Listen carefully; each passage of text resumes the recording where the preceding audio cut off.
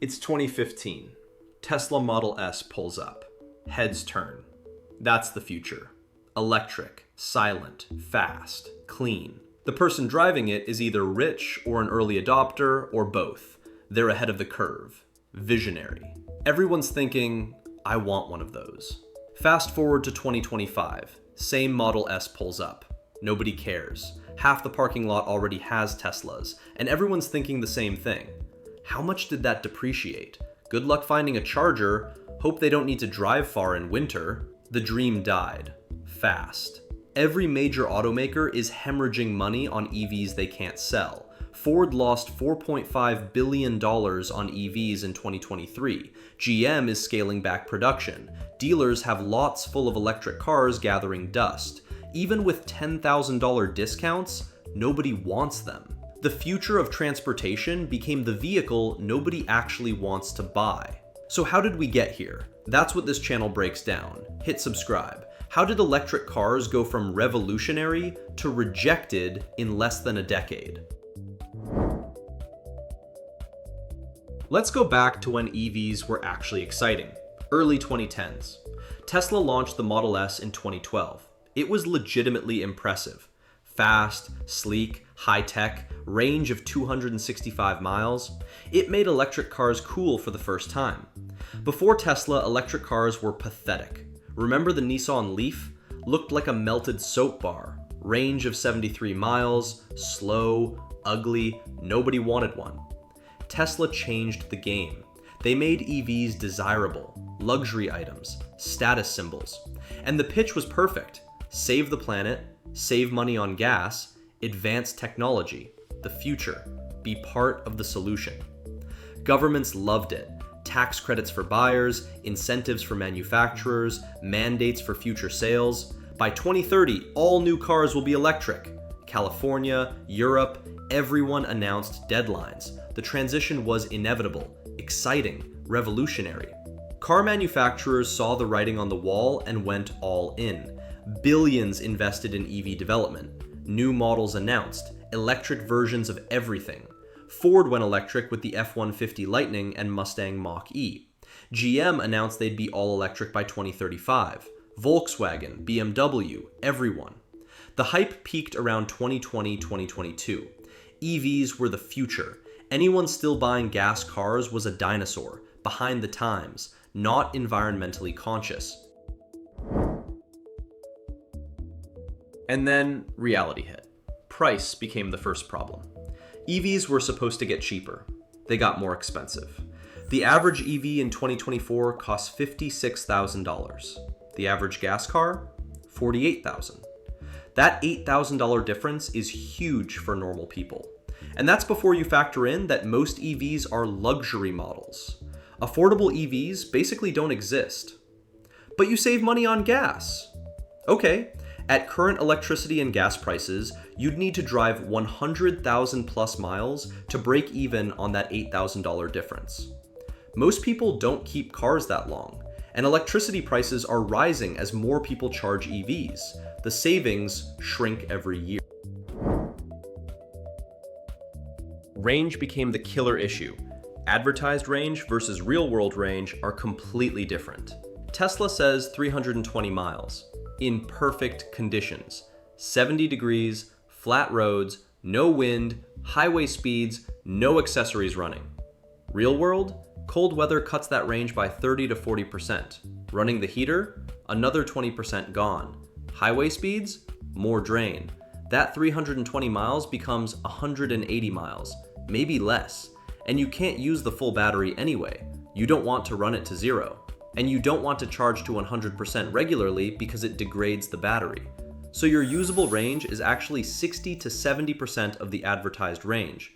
Suddenly that 320 mile car is a 200 mile car. In winter, 150 miles. That's not enough for most people's comfort level. And if you've ever heard someone with an EV complain about range anxiety being real, despite what the ads promised, hit that like button. It tells me you're seeing through the hype. The theoretical numbers don't match actual driving reality. Charging infrastructure is a disaster. This should have been solved before pushing EVs. Gas stations are everywhere. You're never more than a few miles from one. Filling up takes 5 minutes. EV chargers? Good luck. They're scattered, unreliable, often broken, apps don't work, payment systems fail. You need multiple apps and accounts for different charging networks. And when you find a working charger, you're there for 30 to 45 minutes, minimum. That's with a fast charger. Regular charger? Hours. Road trip in a gas car, stop for 5 minutes, keep going. Road trip in an EV, plan your entire route around chargers, hope they work, add hours to your trip. The promise was, charging infrastructure is being built. It wasn't. Not enough, not fast enough. And what exists is poorly maintained. Apartment dwellers got completely screwed. About 40% of Americans rent. Where are they supposed to charge? Most apartments don't have chargers. Installing them is expensive and often impossible. Street parking? No chargers. So you're supposed to find public chargers constantly, pay premium rates, wait in line, hope they work. That's not practical. EVs only work if you own a house with a garage and can install a home charger. That excludes huge portions of the population. But governments kept pushing mandates anyway. Everyone will drive electric. Sure, after you solve housing prices so people can afford homes with garages.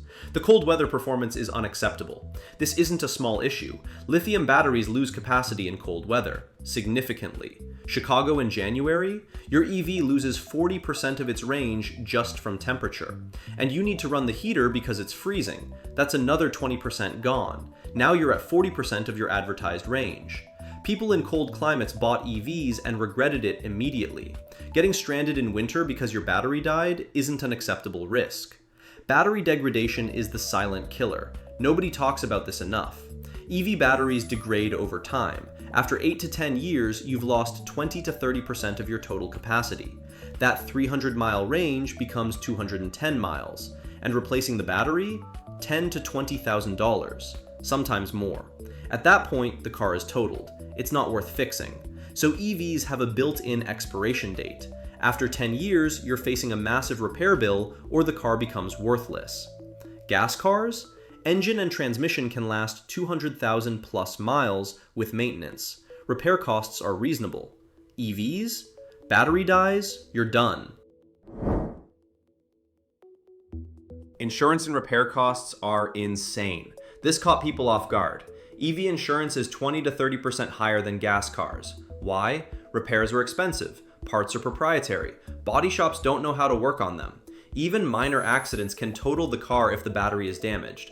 A fender bender that would cost $2,000 to fix on a gas car, $15,000 on a Tesla, because they have to replace entire sections and check the battery. And good luck finding a shop that can work on it. Most can't. You're stuck with dealer service, which is expensive and slow. Depreciation destroyed resale value. EVs lose value faster than any other vehicle. A 3-year-old Tesla loses 50 to 60% of its value. A gas car loses 30 to 40%. That's brutal. Why? Battery degradation concerns. Fast improving technology making older models obsolete. Lack of demand for used EVs. So you're not just buying an expensive car, you're buying an expensive car that's worth nothing when you try to sell it. The electrical grid can't handle mass adoption. This is the elephant in the room. Texas had grid failures from heat waves. California asks people not to charge EVs during peak hours. Imagine if 50% of cars were electric. The grid would collapse. Rolling blackouts, rationing. We don't have the capacity, and building it would take decades and trillions of dollars. But governments are mandating EVs anyway, without upgrading infrastructure. That's insane. The environmental claims got exposed as oversold. EVs aren't as clean as advertised. Mining lithium and cobalt is environmentally destructive, often done with child labor. The carbon footprint of manufacturing EVs is massive. You need to drive an EV 70,000 to 100,000 miles before it's cleaner than a gas car. Most people don't keep cars that long, and the electricity charging them, often from coal or natural gas power plants, so you're still burning fossil fuels, just somewhere else. Battery disposal is an unsolved problem. Millions of EV batteries will need disposal in the next decade. We don't know how to recycle them at scale. They'll end up in landfills, leaking toxic chemicals. Great for the environment. The mandates felt authoritarian. This created backlash. Governments telling people you must buy electric when EVs don't work for most people's lives felt like overreach. Can't afford the premium? Too bad. Live in an apartment? Not our problem. Drive long distances for work? Figure it out. People don't like being forced to buy inferior products. And that's what EVs are for most use cases. More expensive, less convenient, more limitations. The backlash was inevitable. Manufacturers are panicking. They invested billions based on government promises and market projections that were completely wrong. Dealers can't move EVs. They're offering massive discounts, $10,000 off, $15,000 off, still sitting on lots. Ford is losing billions. GM is cutting EV production.